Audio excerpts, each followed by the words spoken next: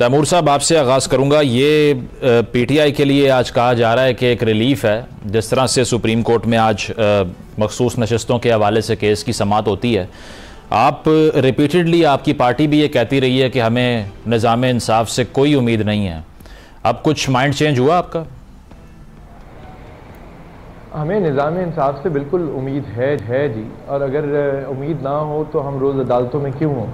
हमारे कायदीन यही सवाल हम रोज़ करते हैं। केसेस लगे होते हैं, हम उनमें बशमूल मैं पेश हो रहा होता हूँ, तो बिल्कुल हम उम्मीद रखते हैं, लेकिन हम तनकीद करते हैं उस चीज़ की जो ताख़ीर हो रही होती है इंसाफ मिलने की, जो मुसलसल हो रही है, और तो उसकी तनकीद करते हैं, उस पर अपना इजहार करते हैं। लेकिन आखिरकार तो हमने इंसाफ तो इन्हीं अदालतों से लेना है, और वो हमें उम्मीद है कि उसमें देर हो रही है लेकिन मिलेगा ज़रूर। वो चाहे मखसूस नशस्तों का मामला हो, वो चाहे हमारी जो इस्लामाबाद हाई कोर्ट में इस वक्त मुख्तलिफ केसों की अपील्स चल रही हैं, इमरान खान साहब और शाह महमूद कुरैशी साहब के, उनकी बात हो, हमें उम्मीद है कि इंसाफ मिलेगा। और अब आज सुप्रीम कोर्ट की कार्रवाई से तो यही लगता है कि जो एक जमहूरियत के ऊपर डाका डाला गया और उसके बाद से जो गैर कानूनी काम चल रहे हैं, उसका सद्देबाब भी यही सुप्रीम कोर्ट ही करेगी, इंशाल्लाह जल्दी करेगी। वैसे उसकी एक्यूजेशन भी आपने सुप्रीम कोर्ट पे ही लगाई थी, बल्ले का निशान लेने की।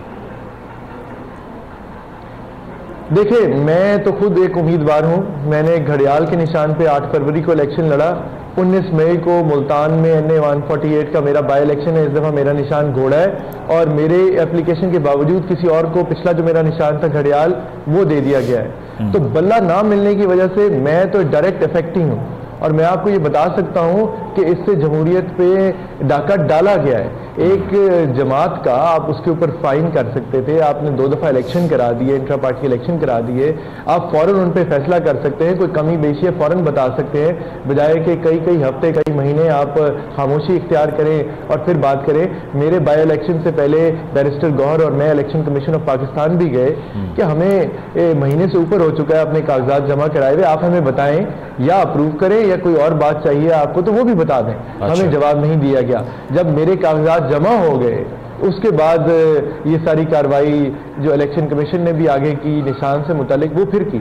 अब मुझे फिर इसलिए बल्ले के बजाय एक और निशान के ऊपर, घोड़े के निशान के ऊपर 19 मई को ज़िमनी इंतखाब लड़ना पड़ रहा है, और मेरा पिछला निशान 8 फरवरी वाला एक किसी और गुमनाम कैंडिडेट के पास है। तो ये प्री पोल रिगिंग है, और ये इसलिए है कि हमें बल्ले का निशान नहीं दिया गया।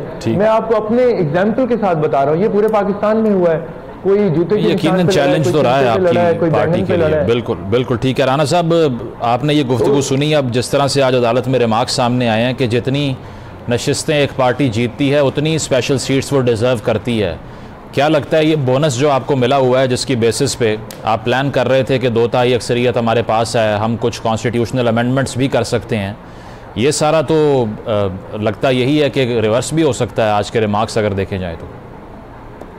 बिस्मिल्लाहिर्रहमानिर्रहीम। देखिए, बात यह है कि अदालत जो भी फैसला करे उसको इम्प्लीमेंट होना है, और वही जो है वो सब पे लागू होगा।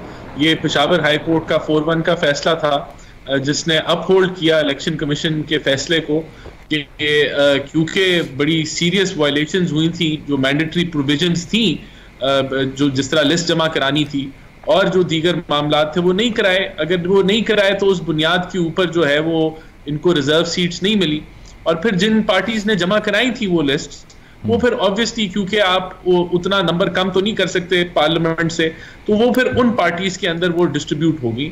और इसी फैसले को अपहोल्ड किया गया पेशावर हाई कोर्ट की तरफ से। अब इनकी जो अपील है, क्योंकि वो एक्सेप्ट हो गई है और वो केस जो है वो शुरू हो गया है इसके ऊपर सुप्रीम कोर्ट के अंदर, तो डेफिनेटली वो जो ऑर्डर है वो सस्पेंड हो गया है। तो बिल्कुल जो अदालत फैसला करेगी मेरे ख्याल से मेरिट पे ही होगा, और जो मामलात पेशावर हाई कोर्ट ने देखे, ECP ने देखे, उसमें भी बड़ी आर्ग्यूमेंट है, उसमें भी बहुत वैलिडिटी है। यही वजह है कि ECP ने वो फैसला किया, यही वजह है कि पेशावर हाई कोर्ट ने किया। तो हम तो पूरी उम्मीद है कि सुप्रीम कोर्ट भी यही फैसले के ऊपर कंक्लूजन पे आएगी कि जो एक मैंडेटरी प्रोविजन है कि आपने लिस्टें जमा करानी थी, अगर आपने वो नहीं कराई तो फिर डेफिनेटली आपको जो है, अब ये तो नहीं हो सकता कि आपकी गलतियां कोताहियां जो है उस पर आंखें बंद कर ली जाएं। और तो ये देखते हैं कि अभी तो पहली साहब, लेकिन ये आपने कहा ना अदालत का फैसला जो है उसको तस्लीम करेंगे। आजम नज़ीर तारड़ साहब ने अभी से हिंट कर दिया है कि अगर लार्जर बेंच होता तो बेहतर होता। तो लगता तो यही है कि अगर ना फैसला आया आपके हक में इस मामले में, तो आप अगर इसको एक्सेप्ट करने से इनकार कर देंगे तो फिर जो तहरीक इंसाफ पे तनकीद होती थी, ये तो वही रेपिटिशन नहीं है उसी चीज़ की। नहीं, देखिए, हमने तो जो प्रैक्टिस एंड प्रोसीजर बिल था उसके अंदर भी हमने कोशिश की कि ट्रांसपेरेंसी आए, सुओ मोटोज में ट्रांसपेरेंसी आए, फिर जो सिलेक्शन ऑफ बेंचेस है उसके अंदर ट्रांसपेरेंसी आए। तो वो जब अब आप देख रहे हैं कि अगर बेंच की सिलेक्शन होती है तो उसमें कमेटी बैठती है, सुओ मोटो पे कमेटी बैठती है, तो अगर लार्जर बेंच हो तो बिल्कुल बेहतर होता है। ये डिमांड हमेशा आती है, हमारी तरफ से भी आती है, दूसरी जमातों की तरफ से भी आती है। तो इसमें तो कोई ऐसा उन्होंने मौकफ नहीं रखा कि जिसको कोई मैं रद्द करूं कि नहीं उन्होंने ठीक बात नहीं की, बिल्कुल ठीक बात की। मैं ये भी कह देंगे अगर फुल कोर्ट बैठे तो और भी बेहतर हो जाए, लेकिन ये तो हमारी ख्वाहिशात है ना, हमारी ये रिक्वेस्ट हैं, या हम समझते हैं कि इस तरीके से हो। बहरहाल फैसला तो फाइनल सुप्रीम कोर्ट ने करना है, और हम उम्मीद करेंगे कि जो बुनियादें वैलिड नजर आई इलेक्शन कमीशन को और पेशावर हाई कोर्ट को, वही अपहेल्ड होंगी।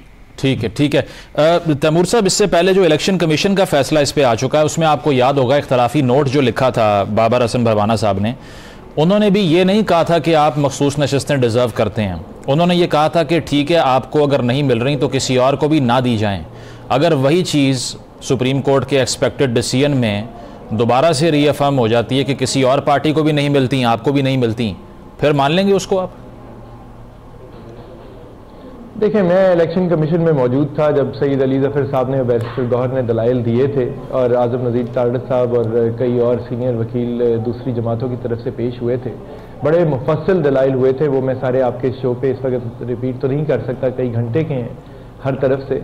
तो बात यही थी, मुझे तो उस दिन भी यही लग रहा था कि इलेक्शन कमीशन जो है वो रिजर्व सीट्स के लिए कहेगी कि जो पार्लिमानी पार्टी पार्लियामेंट में अगर सुन्नी इत्तेहाद काउंसिल के नाम से मौजूद है तो उसको दी जाए। मसला ये आ रहा था कि उस वक़्त अभी उन्होंने नोटिफाई नहीं किया था कि जो मेंबरान हैं कौमी असम्बली के या सूबाई असम्बलीज़ में, वो सुन्नी इत्तेहाद काउंसिल के हैं।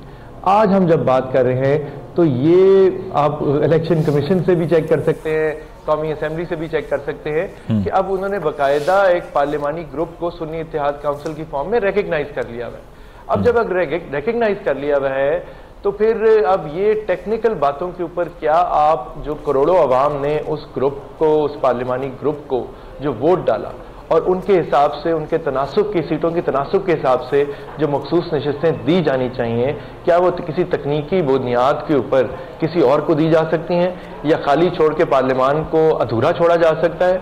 राना साहब एक मेरी तरह नौजवान और मीडिया पे रेगुलर आने वाले एक सेंसिबल आदमी है, और मैं उनकी इस बात की ये खुशाइंद है कि ये कहते हैं जो भी फैसला होगा आला अदलिया का उसको कबूल करेंगे। आप भी यही कहते हैं? वैसे आपका कंडीशनल है?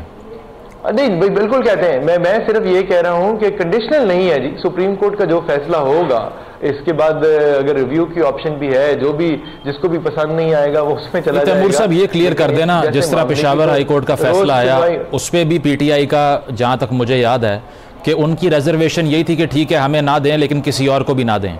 आपको लगता है कि आपकी इन दोनों डिमांड्स में कंफ्यूजन है अभी भी कि ये सीट्स अगर हमें नहीं मिलती तो फिर मेरे ख्याल में अगर कंफ्यूजन है तो वो खत्म कर देनी चाहिए, बिकॉज जब वो केस सुना गया था उस वक्त सुन्नी इत्तेहाद काउंसिल एक पार्लियामानी ग्रुप की तनाजुर में recognize election commission of Pakistan और नोटिफाई नहीं किया गया था कौमी असम्बली के अंदर। अब ये सूरत हाल नहीं है, या आप दूसरे वकला से भी पूछ लें, कानूनी बात है। अब सुन्नी इत्तेहाद काउंसिल की सीटें हैं इस वक्त असम्बलियों के अंदर। जब सीटें हैं तो जाहिर है मखसूस नशिस्तें भी उस तरह देनी पड़ेंगी। मेरे ख्याल में ये चीज़ देखी जाएगी, देखी जा रही है। मैं सिर्फ इसमें यही कहूँगा कि मैं तो शुरू से कहता आ रहा हूँ कि हम ये नहीं कर सकते कि हमें अदालतों का जो फैसला पसंद हो तब कहें कि ये कोर्ट ठीक है, जो फैसला पसंद ना हो तो हम कहें कोर्ट गलत है। हम अच्छे और बुरे फैसले की तनकीद कर सकते हैं अपने नजरिए के। मैं एक दिन एक साइड का वकील हूँ, दूसरे दिन किसी और बात पे भी वकील हो सकता हूँ। तो ये हम तनकीद फैसलों की जरूर कर सकते हैं, लेकिन पूरे पेशावर हाई कोर्ट को या सुप्रीम कोर्ट को तनकीद का निशाना एज एन इंस्टीट्यूशन नहीं बना सकते।